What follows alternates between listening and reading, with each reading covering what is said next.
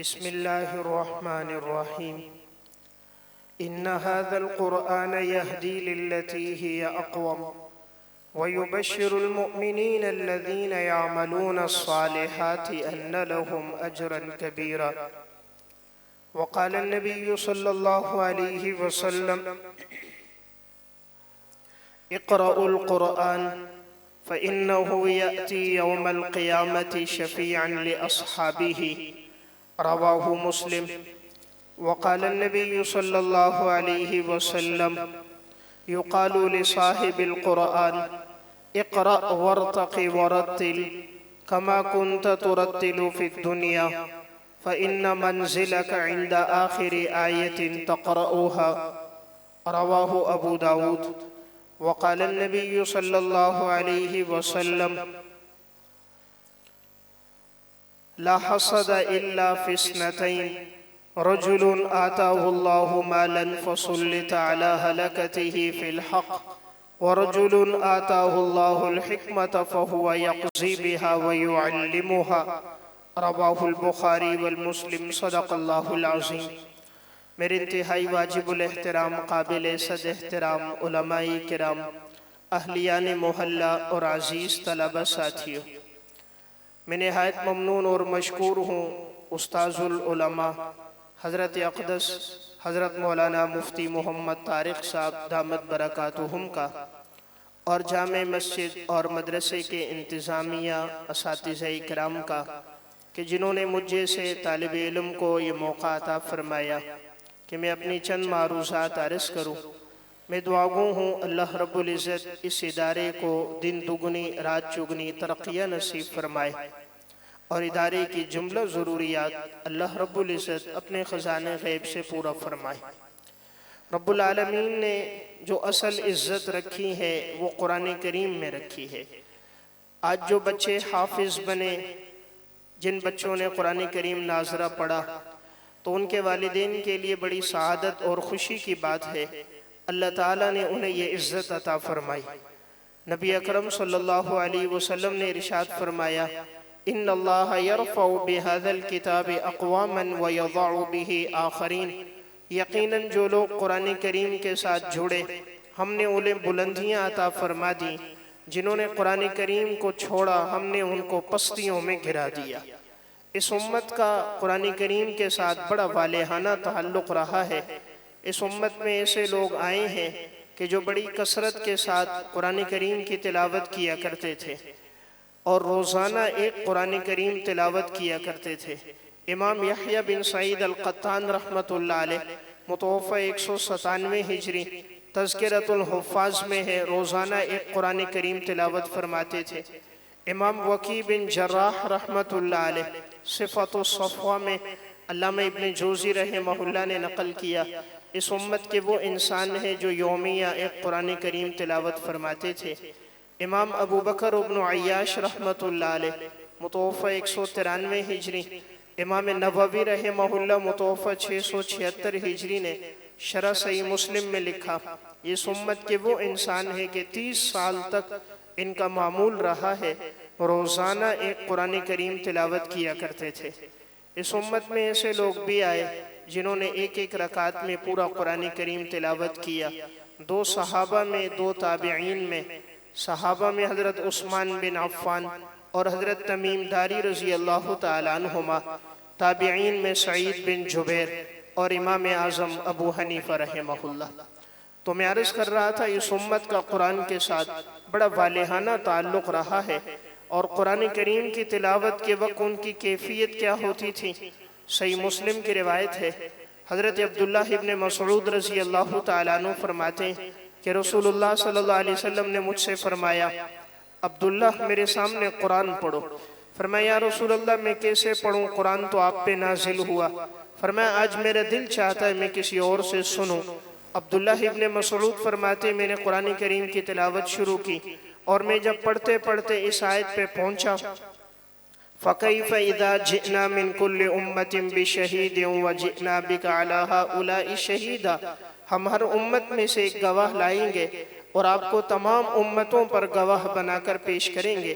کہا جب میں نے یہ آیت تلاوت کی سر اٹھایا تو دیکھا تو نبی اکرم صلی اللہ علیہ وسلم کی آنکھوں سے آنسو بہہ رہے تھے۔ تو گویا قرآن کریم کی تلاوت کے وقت امام الانبیاء کی آنکھیں اشک بار ہو جاتی تھیں۔ حضرت ابو بکر صدیق رضی اللہ تعالیٰ عنہ کی کیا کیفیت ہے؟ صحیح بخاری کی روایت ہے، ام المومنین حضرت عائشہ رضی اللہ تعالیٰ عنہ فرماتی ہیں، کان ابو بکر رجلا بکاء لا یملک دمعہ حین یقرأ القرآن۔ ابو بکر صدیق بہت زیادہ رونے والے تھے، جب قرآن کریم کی تلاوت کرتے تھے تو اپنے آنسوؤں کو کنٹرول نہیں کر سکتے تھے، اتنی کثرت کے ساتھ روتے تھے۔ حضرت عمر رضی اللہ تعالیٰ عنہ کی کیا حالت تھی؟ فجر کی نماز پڑھا رہے تھے، جب اس آیت پر پہنچے وَبْيَضَّتْ عَيْنَاهُ مِنَ الْحُزْنِ فَهُوَ كَظِيمٌ، تو اس طرح رونے لگ گئے کہ آپ کے رونے اور ہچکیوں کی آوازیں آخری صف تک سنائی دے رہی تھی۔ تو میں عرض کر رہا تھا حضرات صحابہ اکرام کا، سلف کا قرآن کے ساتھ بڑا والہانہ تعلق رہا۔ علامہ ابن عساکر رحمت اللہ علیہ متوفہ 571 ہجری نے تاریخ مدینہ دمشق میں واقعہ لکھا، حضرت تمیم داری رضی اللہ تعالیٰ عنہ قرآن کریم کی تلاوت فرما رہے، قیام اللیل میں پڑھتے پڑھتے جب اس آیت پر پہنچے، ام حسب الذین اجترحوا السیئات ان نجعلہم کالذین آمنوا وعملوا الصالحات سواء محیاہم ومماتہم ساء ما یحکمون۔ تمہارا کیا خیال کہ وہ لوگ جو اپنی زندگی تقوی میں گزارے اور وہ لوگ جو اپنی زندگی نافرمانی میں گزارے، کیا یہ دونوں برابر ہیں؟ بہت برا ہے جو تم نے یہ فیصلہ کیا ہے، یعنی اللہ کے ہاں یہ ہرگز برابر نہیں۔ اس آیت کو پڑھتے رہے حضرت تمیم داری، روتے رہے، پڑھتے رہے، روتے رہے، یہاں تک کہ ساری رات گزر گئی۔ تو میں ایک بات عرض کر رہا ہوں، حضرت صحابہ اور سلف کا قرآن کریم کے ساتھ بڑا والہانہ تعلق رہا ہے۔ ام المومنین حضرت عائشہ رضی اللہ تعالیٰ عنہ کا واقعہ علامہ ابن جوزی رحمہ اللہ متوفہ 597 ہجری نے صفت الصفوہ میں لکھا، ام المومنین نوافل میں قرآن پڑھ رہی تھی، رو رہی تھی۔ حضرت قاسم فرماتے ہیں جب میں آیا، میں انتظار میں رہا، کافی دیر گزر گئی لیکن آپ کو رکوع نہ ہوا، میں چلا گیا۔ جب واپس آیا تو دیکھا ام المومنین وہیں کھڑی ہیں، قرآن کریم کی آیت تلاوت فرما رہی ہیں، فَمَنَّ اللَّهُ عَلَيْنَا وَوَقَانَ عَذَابَ السَّمُومِ، پس اس اللہ کا ہم پر احسان ہوگا کہ وہ اللہ ہمیں جہنم کے عذاب سے بچا دے۔ فرمایا ام المومنین یہ پڑھتی تھی، روتی تھی، پڑھتی تھی، روتی تھی۔ جن کی مدح میں اللہ نے قرآن کریم میں سورہ رکوع میں تقریباً 2 رکوع نازل فرمائے، وہ تو قرآن کریم پڑھتے پڑھتے روتے روتے دنیا سے گزر گئے۔ تو میں ایک بات عرض کر رہا تھا، اس امت کا قرآن کریم کے ساتھ بڑا والہانہ تعلق رہا اور اللہ نے عزت کو قرآن کے ساتھ جوڑا ہے۔ ان اللہ یرفع بہذا الکتاب اقواما ویضع بہ آخرین، جو قرآن کریم کے ساتھ جڑے ہم نے انہیں بلندیاں عطا فرما دی، جنہوں نے قرآن کو چھوڑا ہم نے ان کو پستیوں میں گرا دیا۔ بڑے خوش قسمت ہیں وہ والدین کہ جن کے بچے قرآن کریم کے حافظ ہوں، عالم ہوں، دین سے وابستہ ہوں۔ دنیا میں اس عزت سے بڑھ کر کوئی عزت نہیں ہے۔ امام مسلم رحمت اللہ علیہ متوفہ 261 ہجری نے صحیح مسلم میں اس روایت سے پہلے متن میں ایک واقعہ لکھا، حضرت عمر رضی اللہ تعالیٰ عنہ کا دور خلافت ہے۔ حضرت عمر نے نافع بن عبد الحارث کو مکہ مکرمہ کا گورنر بنایا تھا۔ حضرت عمر رضی اللہ تعالیٰ عنہ سال میں ایک دفعہ گشت کرتے تھے، تو ایک دفعہ گشت کرتے کرتے عثفان پہنچے۔ جب وہاں گئے تو آپ کی ملاقات نافع بن عبد الحارث سے ہو گئی۔ آپ نے فرمایا میں نے تو تمہیں مکہ کا گورنر بنایا تھا، تم عثفان میں کیا کر رہے ہو؟ فرمایا حضرت میں ایک ضروری کام کے سلسلے میں آیا ہوں۔ فرمایا تم نے اپنا نائب کس کو بنایا؟ فرمایا ابن ابزہ کو میں نے اپنا نائب بنایا۔ فرمایا ابن ابزہ کون ہے؟ کہا میرے آزاد کردہ غلاموں میں سے ایک غلام ہے۔ حضرت عمر رضی اللہ تعالیٰ عنہ نے پوچھا آپ نے اپنے غلام کو مکہ مکرمہ کا نائب گورنر بنا دیا؟ فرمایا حضرت اس لیے بنایا انہو قارئ لکتاب اللہ عز وجل وانہو عالم بالفرائض، وہ قرآن کریم کا بہترین قاری ہے، میراث کے مسائل جاننے والا، شریعت کے احکامات سے واقف ہے، اس لیے میں نے اس کو اپنا نائب بنایا۔ امیر المومنین حضرت عمر بن خطاب رضی اللہ تعالیٰ عنہ نے فرمایا تم نے بالکل ٹھیک کیا، اس لیے کہ میں نے نبی اکرم صلی اللہ علیہ وسلم سے سنا، آپ نے فرمایا ان اللہ یرفع بہذا الکتاب اقواما ویضع بہ آخرین، جو قرآن کے ساتھ جڑیں گے ہم انہیں بلندیاں عطا فرما دیں گے، جو قرآن کو چھوڑیں گے ہم انہیں پستیوں میں گرا دیں گے کہ یہ حقیقت میں آزاد کردہ غلام ہے لیکن قرآن کریم کا قاری ہے۔ آج اللہ نے اسے یہ عزت عطا فرما دی کہ وہ مکہ مکرمہ کا نائب گورنر بن گیا، تو یہ عزت اللہ نے قرآن کی وجہ سے دی۔ تو میں ایک بات عرض کر رہا تھا، جن کے بچے قرآن کریم کے ساتھ وابستہ ہیں، جن کی اولادیں دین سے وابستہ ہیں، یہ دنیا میں بہت بڑی عزت ہے، اس سے بڑی عزت کوئی نہیں۔ یہ عزت نہیں میرا بیٹا سرکاری نوکر بن گیا، یہ بڑی عزت میرا بیٹا قرآن کا حافظ بن گیا، میرا بیٹا دین کا خادم بن گیا، میرا بیٹا عالم بن گیا۔ دنیا میں اس سے بڑی عزت کوئی نہیں، آپ کا اور میرا بیٹا مصلی پہ کھڑے ہو کر اللہ کا قرآن سنائے، اس سے بڑھ کر کوئی اعزاز نہیں۔ آپ کا بیٹا ممبر رسول پر بیٹھ کر اللہ اور اس کے رسول کے ارشادات امت کو بتلائے، اس سے بڑی خوش قسمتی کوئی نہیں۔ آپ کا بیٹا جمعے کی نماز پڑھا رہا ہے، 1500 2000 نمازی اس کے پیچھے نماز پڑھ رہے ہیں، جب تک وہ السلام علیکم نہ کہے کوئی نماز سے نکل نہیں سکتا۔ تو اس سے عزت سے بڑی عزت کوئی عزت نہیں۔ اس لیے میں ایک بات عرض کر رہا ہوں، اللہ نے عزت کو دین کے ساتھ جوڑ دیا، اللہ نے دین کو چمکا دیا۔ ہماری اولادیں دین سے لگیں گی، اللہ انہیں چمکا دے گا۔ اللہ نے اسلام کو عزت دے دی، ہماری اولادیں اسلام سے وابستہ ہوں گی، اللہ انہیں عزتیں عطا فرمائے گا۔ امام زہبی رحمہ اللہ متوفی 748 ہجری کی کتاب سیر اعلام النبلاء، اس میں امام ابو داؤد سجستانی رحمۃ اللہ علیہ متوفی 275 ہجری، جن کی سنن ابی داؤد کتاب ہے، یہ ایک دفعہ درس دینے کے لیے آئے۔ امام ابو داؤد رحمۃ اللہ علیہ سمت کے عظیم محدث ہیں، 3 لاکھ حدیثوں کے حافظ تھے۔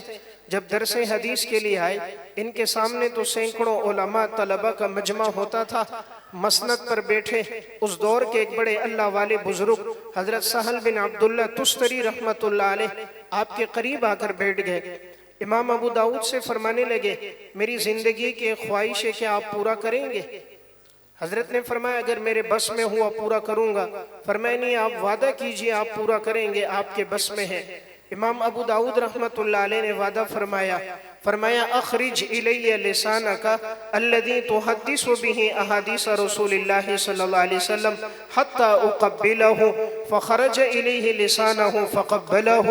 میں چاہتا ہوں آپ اپنی وہ زبان مبارک باہر نکالیے جس زبان سے آپ امام الانبیاء سرکار دو عالم تاجدار مدینہ جناب رسول اللہ صلی اللہ علیہ وسلم کی احادیث بیان کرتے ہیں۔ میں چاہتا ہوں آپ کی زبان کو بوسہ دوں، شاید یہ میرے لیے نجات کا ذریعہ بن جائے۔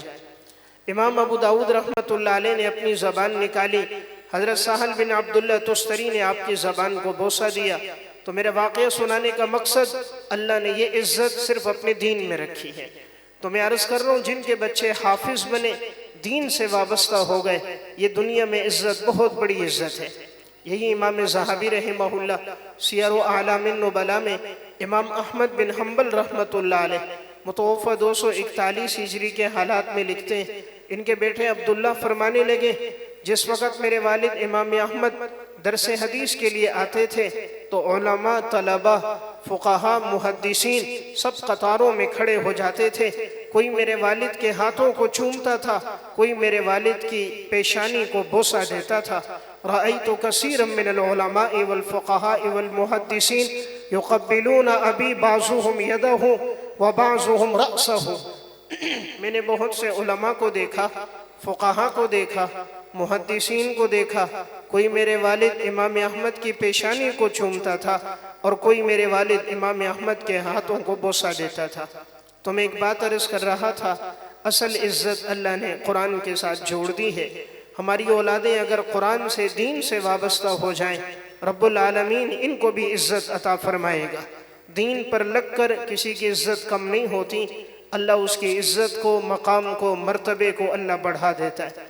والد کے لیے بڑی خوش قسمتی ہوتی ہے اگر ان کی زندگی میں بچہ قرآن کا حافظ بن جائے اور بچہ قرآن سنا رہا ہو، والد یا بھائی پیچھے موجود ہو تو ان کی خوشی قابل دید ہوتی ہے۔ آج سے 2 سال قبل ایک جگہ میرا بیان تھا، 23ویں شب، جب میں وہاں پہنچا آخری تراویحیں چل رہی تھیں تو ایک نوجوان قاری صاحب قرآن سنا رہے تھے، شاید 17-18 سال عمر ہوگی۔ آخری صورتیں جب وہ شروع انہوں نے کی، پہلی صف میں ایک بابا جی تھے، وہ رونے لگ گئے، ایسے رو رہے تھے گویا ان کو ہچکیاں لگ رہی ہیں۔ تراویح کے بعد ملاقات ہوئی، میں نے کہا بابا جی آپ بیمار تو نہیں رو رہے ہو؟ انہوں نے کہا بیٹا بیمار نہیں ہوں، یہ جس بچے نے قرآن سنایا ہے یہ میرا بیٹا ہے، اور میری زندگی کی بڑی خواہش تھی کہ میرا یہ بیٹا قرآن سنائے تراویح میں، اور میں پیچھے کھڑے ہو کر سنوں۔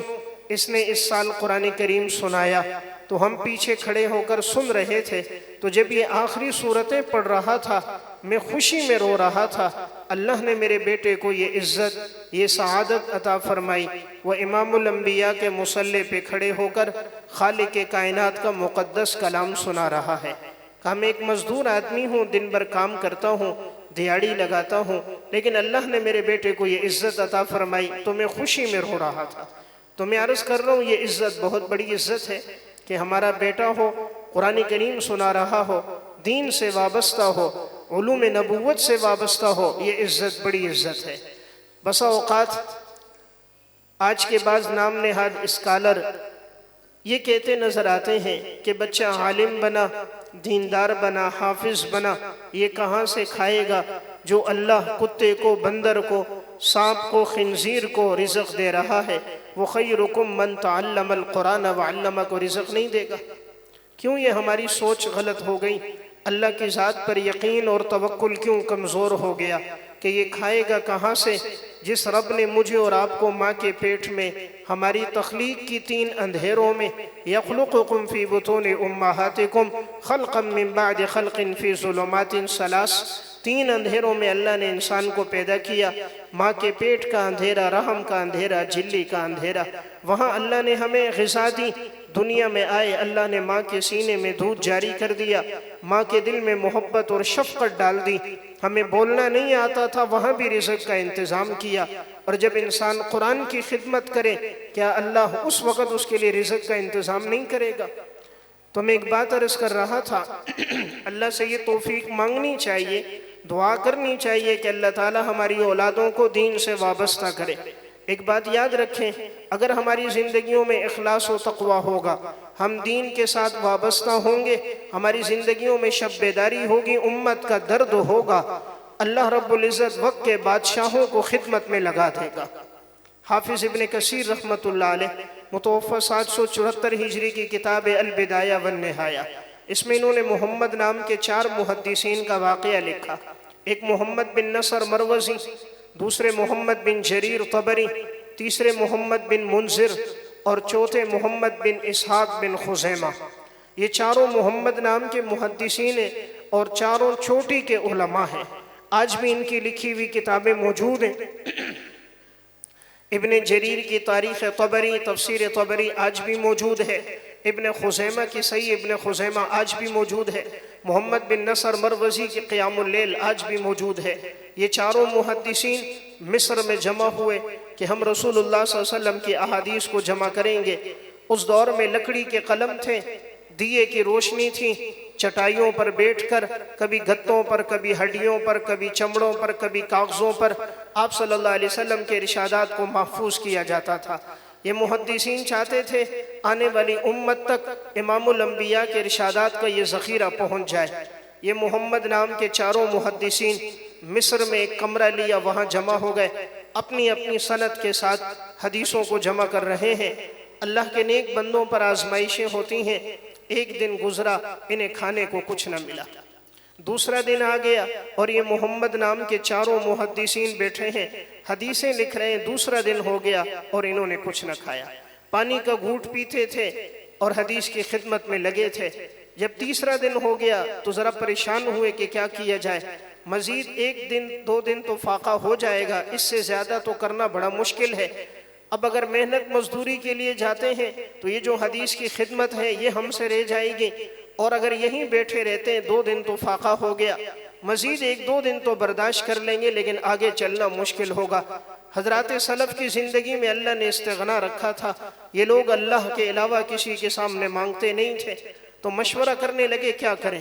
حافظ ابن کثیر لکھتے ہیں انہوں نے قرآن اندازی کی کہ جس کا نام نکلے وہ جائے محنت کرے، باقی ساتھی حدیثوں کو لکھیں تاکہ آنے والی امت تک ذخیرہ پہنچ جائے۔ قرآن اندازی کی تو نام نکلا محمد بن نصر مروزی رحمت اللہ علیہ کا۔ انہوں نے فرمایا ٹھیک ہے میں جاتا ہوں، تم باقی ساتھی حدیثیں لکھو۔ اب یہ تینوں حدیثیں لکھ رہے ہیں۔ محمد بن نصر مروزی کہتے ہیں میں سوچنے لگا میں جا کر کسی انسان سے کیوں مانگوں، مخلوق کے سامنے کیوں ہاتھ پھیلاؤں، ہم آپ صلی اللہ علیہ وسلم کی احادیث کی خدمت کر رہے ہیں، اگر یہ خدمت رب کی بارگاہ میں قبول ہے رب العالمین خود غیبی اسباب پیدا فرما دے گا۔ مسجد آئے، 2 رکعت نماز پڑھی، جب سجدے میں گئے اللہ کے سامنے رونے لگ گئے۔ انسان سب سے زیادہ قریب رب العالمین کے سجدے میں ہوتا ہے۔ نبی اکرم صلی اللہ علیہ وسلم نے فرمایا اقرب ما یکون العبد من ربہ وہو ساجد، انسان سب سے زیادہ اللہ کے قریب سجدے میں ہے، سجدے میں اللہ کے سامنے رو رہے ہیں کہ یا اللہ اگر یہ خدمت تیری بارگاہ میں قبول ہے مولا کریم تو کوئی غیبی انتظام فرما دے۔ اللہ آنسوؤں کی بڑی لاج رکھتا ہے، آسمان سے پانی اللہ برساتا ہے، زمین سے پانی اللہ نکالتا ہے، دریاؤں کا خالق، ندی نالوں کا خالق، آبشاروں کا خالق اللہ ہے، لیکن آنسوؤں کی 2 قطروں کی بڑی لاج رکھتا ہے۔ اس لیے حدیث میں آتا ہے اگر ندامت سے آنسو کا 1 قطرہ بہہ جائے مکھی کے سر کے برابر کیوں نہ ہو، اللہ جہنم کی آگ کو حرام کر دے گا۔ اللہ تعالیٰ جن 7 آدمیوں کو اپنے عرش کا سایہ نصیب فرمائے گا، 7 یظلہم اللہ فی ظلہ یوم لا ظل الا ظلہ، اس میں ایک خوش نصیب انسان وہ ہوگا رجل ذکر اللہ خالیا ففاضت عیناہ، جو تنہائی میں اللہ کو یاد کرتا ہو اور اللہ کے خوف سے اس کی آنکھوں سے آنسو بہہ جاتے ہیں۔ تو محمد بن نصر مروزی سجدے میں رو رہے ہیں۔ حافظ ابن کثیر لکھتے ہیں اس دور کا مصر کا حکمران احمد بن طولون سویا ہوا تھا، خواب میں نبی اکرم صلی اللہ علیہ وسلم کی زیارت ہوئی۔ آپ صلی اللہ علیہ وسلم نے فرمایا اٹھو، محمد نام کے 4 محدثین مصر میں فلاں جگہ جمع ہیں اور انہوں نے 2 دن گزر گئے کھانا نہیں کھایا، ان کے کھانے کا انتظام کرو۔ جو آدمی خواب میں آپ صلی اللہ علیہ وسلم کو دیکھے من رآنی فی المنام فقد رآنی فإن الشیطان لا یتمثل صورتی، جس نے خواب میں مجھے دیکھا سو اس نے مجھے ہی دیکھا، اس لیے کہ شیطان میری صورت اختیار نہیں کر سکتا۔ تو وہ بادشاہ بڑا نیک صالح تھا، اٹھا اپنے وزیروں کو جمع کیا کہ میں نے خواب میں امام الانبیاء صلی اللہ علیہ وسلم کو دیکھا ہے۔ آپ نے فرمایا محمد نام کے ان محدثین نے کھانا نہیں کھایا ہے، چلو کھانے پکاؤ۔ جو کھانے پک سکتے تھے سارے پکا دیے، رنگا رنگ قسم کے کھانے تیار ہو گئے۔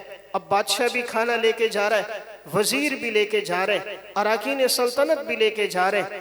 خلق خدا پریشان، یہ بادشاہ کس کے لیے کھانا لے کے جا رہا ہے؟ چلتے چلتے وہاں تک پہنچے جہاں کی خواب میں نشاندہی کی گئی۔ دروازے پہ دستک ہوئی تو محمد بن جریر باہر آئے، بادشاہ اندر گئے۔ یہ لوگ پریشان ہو گئے، اتنے سارے لوگ کیوں آ گئے؟ جیسے اندر گئے تو دیکھا یہ 3 محدثین ہیں۔ پوچھا آپ کا نام؟ کہا جی محمد بن جریر۔ آپ کا نام؟ محمد بن منذر۔ آپ کا نام؟ محمد بن اسحاق بن خزیمہ۔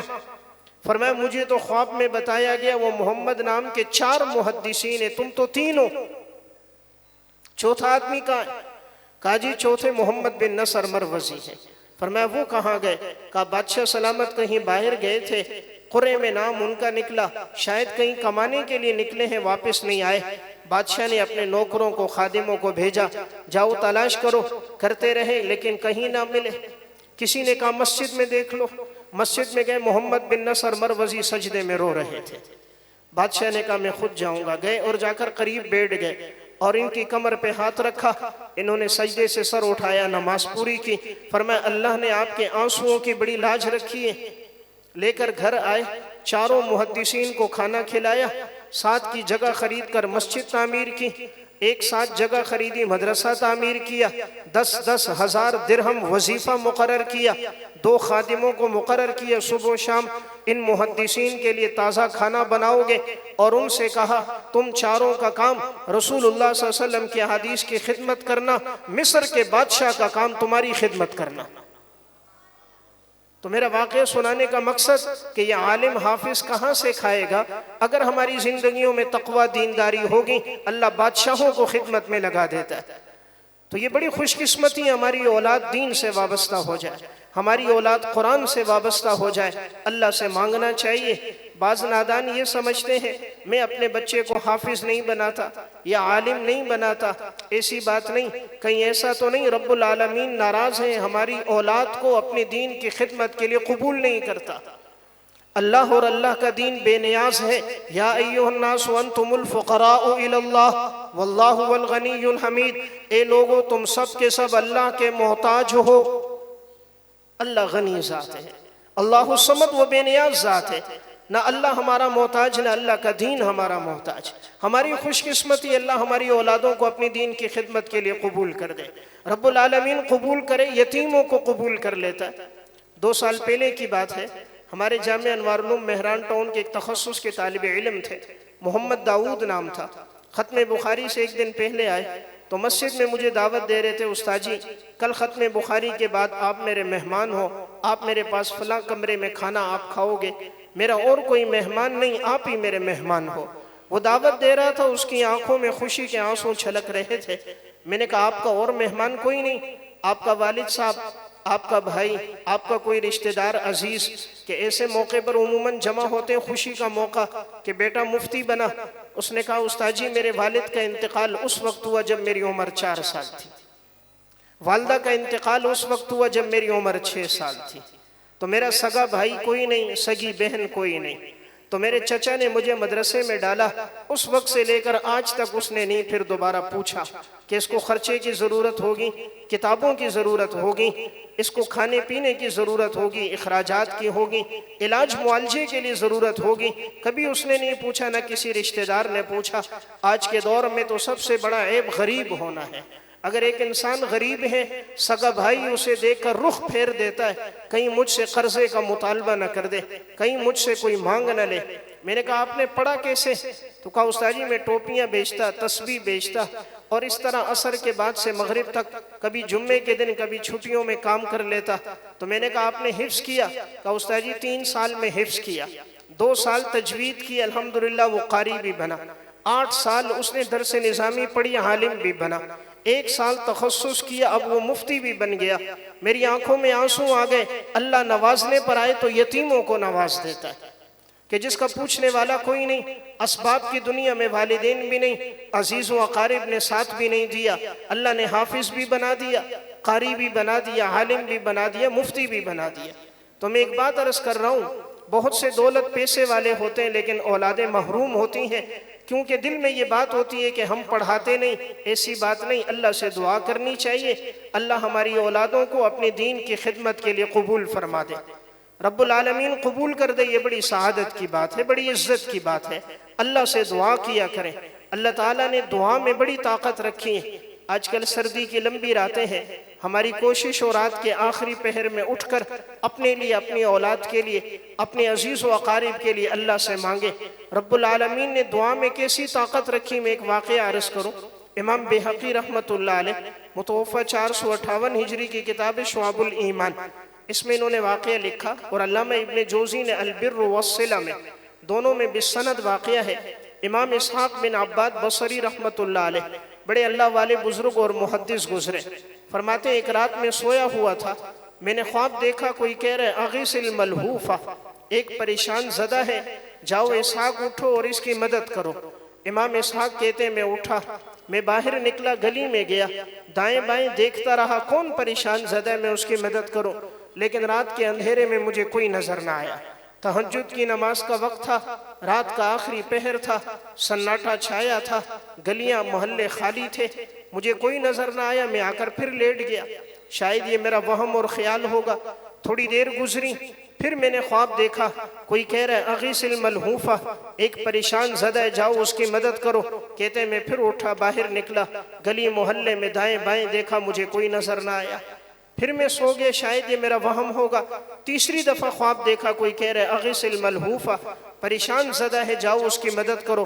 امام اسحاق بن عباد کہتے ہیں اب میں اٹھا اور میں نے اپنے جو دراہم تھے ان میں سے 300 درہم لیے، اپنا گھوڑا کھولا، گھوڑے پہ زین رکھی، گھوڑے پر بیٹھا، اللہ سے دعا کی کہ یا اللہ مجھے نہیں معلوم یہ پریشان زدہ کون ہے، کہاں ہے، رات کے اس آخری پہر میں اس کو کہاں تلاش کروں، مجھے تو کہیں کوئی انسان نظر نہیں آ رہا، مولا کریم یہ جہاں بھی ہے میرے گھوڑے کو وہاں پہنچا دے۔ گھوڑے پر بیٹھ گئے، اللہ سے دعا کی، گھوڑے کی لگام چھوڑ دی، گھوڑا چلتا رہا چلتا رہا چلتا رہا، مسجد کے دروازے کے پاس آ کے رک گیا۔ امام اسحاق بن عباد نیچے اترے، یہیں کوئی پریشان زدہ ہوگا۔ اندر مسجد میں گئے تو دیکھا بالکل اندھیرا تھا، لیکن ایک کونے میں ایک دیا جل رہا تھا، اور ایک نوجوان دیے کی روشنی میں اللہ کے سامنے سر بسجود تھا اور رو رہا تھا۔ اس کے رونے اور ہچکیوں کی آوازیں آ رہی تھیں۔ امام اسحاق کہتے ہیں میں سمجھ گیا یہی کوئی پریشان حال ہے، اور اسی کی مدد کی طرف مجھے اشارہ ہے۔ کہتے ہیں میں جا کر اس کے قریب بیٹھ گیا۔ نوجوان نے اپنی نماز پوری کی۔ امام اسحاق بن عباد نے کہا بیٹا یہ ہدیہ ہے، اسے قبول کر دو۔ انہوں نے اصرار کیا، اس نے انکار کیا، آخر انہوں نے ہدیہ قبول کر دیا۔ امام اسحاق پوچھنے لگے کہ بیٹا آپ اللہ سے کیا مانگ رہے ہو؟ رات کے اس آخری پہر میں لوگ سو رہے، تم رو رہے ہو۔ فرمایا حضرت میرے اوپر 300 درہم قرضہ ہے، اور میں نے کل یہ قرضہ واپس کرنا ہے۔ میں نے بیٹے کے علاج کے لیے لیا تھا، صبح ہونے والی ہے، میرے پاس 300 دراہم نہیں ہے۔ اگر میں صبح نہ دے سکا وعدہ خلافی ہوگی۔ میں اللہ سے دعا کر رہا ہوں، یا اللہ تو ہر چیز کا مالک ہے، مولا کریم تو میرے لیے انتظام فرما دے۔ سونے اور چاندی کا پیدا کرنے والا اللہ ہے۔ آج کسی کے پاس 4-5 تولے سونا ہو کتنا خوش ہوتا ہے۔ جس رب نے سونے اور چاندی کی کانوں کو پیدا کیا، جس رب نے تیل، پٹرول، معدنیات کو پیدا کیا، یاقوت اور زمرد کا جو خالق ہے، وَلِلَّهِ خَزَائِنُ السَّمَاوَاتِ وَالْأَرْضِ وَلَكِنَّ الْمُنَافِقِينَ لَا يَفْقَهُونَ۔ تو میں عرض کر رہا ہوں، کہہ رہے میں اللہ سے مانگ رہا ہوں، میرے اوپر 300 درہم قرضہ ہے، اللہ ادائیگی کے اسباب پیدا فرما دے۔ امام اسحاق جو گھر سے لے کر نکلے وہ بھی 300 درہم، اور اس کو جو ضرورت تھے وہ بھی 300 درہم۔ امام اسحاق کے دل میں جو اللہ نے ڈالا، وہ گھر سے لے کر نکلے وہ 300 درہم تھے، نوجوان کو جو ضرورت تھے وہ بھی 300 درہم تھے۔ امام اسحاق دینے کے بعد کہنے لگے بیٹا آپ نے پہچانا؟ فرمایا حضرت نہیں پہچانا۔ نوجوان مسافر تھا، امام اسحاق کو پہچانتا نہیں تھا۔ فرمایا میرا نام اسحاق بن عباد ہے، فلاں مسجد میں امامت، فلاں جگہ میرا حلقہ درس، جب کوئی پریشانی تکلیف مصیبت آئے تم آنا، انشاءاللہ میں تمہاری پریشانی کو دور کر دوں گا۔ اس نوجوان نے ایک نظر آسمان پہ ڈالی، ایک نظر امام اسحاق کے چہرے پہ ڈالی۔ فرمایا چچا جان جب بھی کوئی مصیبت آئے گی آپ کے دروازے پر نہیں آؤں گا، اسی اللہ کے دروازے پہ جھکوں گا، اللہ کے سامنے روؤں گا، اللہ سے مانگوں گا، اللہ آپ کو نیند سے جگائے گا۔ مجھے 300 درہم کی ضرورت ہوگی، آپ 300 درہم لے کر خود آؤ گے، مجھے خود رات کے اندھیرے میں تلاش کرو گے، 2 زانوں میرے قریب بیٹھ جاؤ گے، اصرار کر کے مجھے رقم دو گے، آئندہ کے لیے تعارف کراؤ گے، میں اس اللہ سے مانگوں گا، آپ سے نہیں مانگوں گا۔ تو میرا واقعہ سنانے کا مقصد اللہ نے دعا میں ایسی طاقت رکھی ہے، تو ہماری کوشش ہو ہم اپنی اولاد کے لیے اللہ سے یہ مانگیں کہ اللہ ہماری اولادوں کو قرآن کا حافظ بنائے، اللہ دین کا خادم بنائے۔ بچہ قرآن کا حافظ ہے، بہترین صدقہ جاریہ، اس سے بڑھ کر صدقہ جاریہ کوئی نہیں۔ دیکھیں بچہ جب تک حافظ بنتا ہے اس کے نامہ اعمال میں لاکھوں نیکیاں جمع ہو جاتی ہیں، قرآن کے ہر لفظ پر 10 نیکیاں۔ 3 سال عموماً اگر لگتے ہیں حفظ میں، 1 سال گردان میں لگا، 3.5-4 سال بچے کو لگے۔ عموماً بچے حفظ کرتے نابالغ ہوتے، نابالغ کے اعمال میں پورا پورا اجر و ثواب اس کے والدین کو ملتا ہے، ان کے اساتذہ کو ملتا ہے جنہوں نے محنت کی۔ جب تک وہ حافظ بنے گا اس کے نامہ اعمال میں لاکھوں نیکیاں جمع، کبھی وہ سبق یاد کر رہا ہے، کبھی وہ منزل سنا رہا ہے، کبھی سبکی سنا رہا ہے، کبھی پیچھے سے سنا رہا ہے، کبھی گردان سنا رہا ہے۔ ان لاکھوں نیکیوں میں ان کے والدین شریک ہیں، اور یہ سب سے بڑی عزت ہے کہ انسان دنیا سے اگر چلا بھی گیا، بچہ حافظ ہے، وہ جب تک تلاوت کرتا رہے گا ماں باپ کو اجر و ثواب ملتا رہے گا۔ میں ایک واقعہ سنا کے بعد سمیٹتا ہوں۔ آج سے 2 سال قبل فیوچر کالونی میں ایک جگہ بیان تھا، وہاں 19 طلبہ کا حفظ ہوا تھا۔ ناظم صاحب کہنے لگے مفتی صاحب اگر وقت ہو میں آپ کو ایک بچے کی تلاوت سناؤں، بہت اچھا قرآن پڑھتا ہے۔ میں نے کہا آپ بلائیں۔ انہوں نے بچے کو بلایا، شاید 10 سے 11 سال اس کی عمر ہوگی۔ اس نے سورہ رحمان کی تلاوت حدر میں شروع کی۔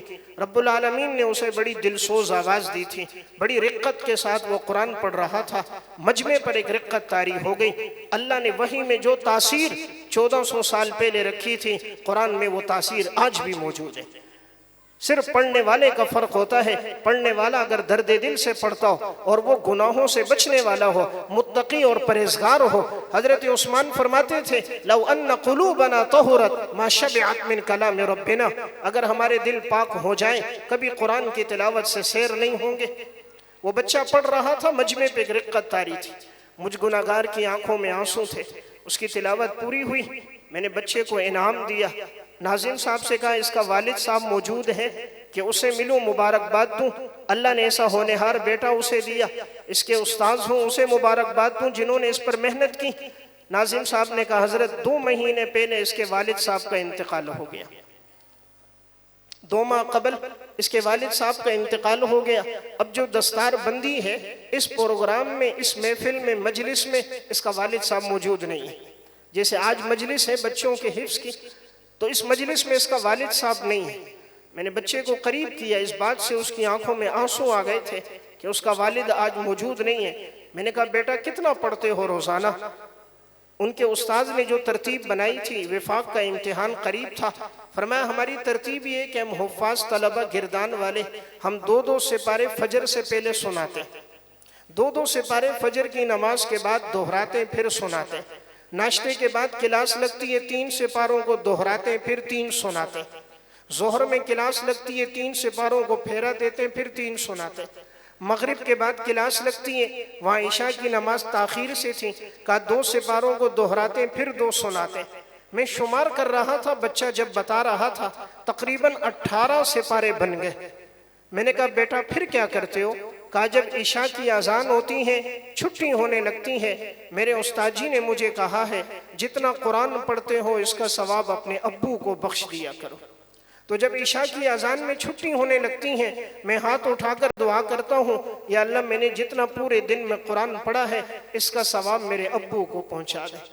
میں سوچنے لگا ابو 2 مہینے پہلے دنیا سے چلا گیا لیکن اپنی قبر کو جنت کا باغ بنا گیا کہ یہ بچہ 18 سپارے تو روزانہ ابھی سنا رہا ہے، 3-4 سال سے یہ روزانہ قرآن پڑھ رہا ہے، پورا ثواب ماں باپ کو مل رہا ہے۔ اولاد کو پیسے کی مشین نہیں، اعمال کی مشین بناؤ، اعمال سے جوڑو، قرآن سے جوڑو، یہ عزت بڑی عزت۔ تو میں نے عرض کیا بچہ حافظ، دنیا میں بھی عزت، مصلی پہ کھڑے ہو کر رب کا کلام سنا رہا ہے، اور قبر میں بھی عزت، یہ جتنا پڑھتا رہے بہترین صدقہ جاریہ، حشر کے میدان میں بھی عزت کہ اللہ رب العزت فرمائیں گے، اعلان ہوگا صاحب قرآن کے لیے، یقال لصاحب القرآن اقرأ ورتقی ورتل کما کنت ترتل فی الدنیا فإن منزلک عند آخر آیت تقرأوها۔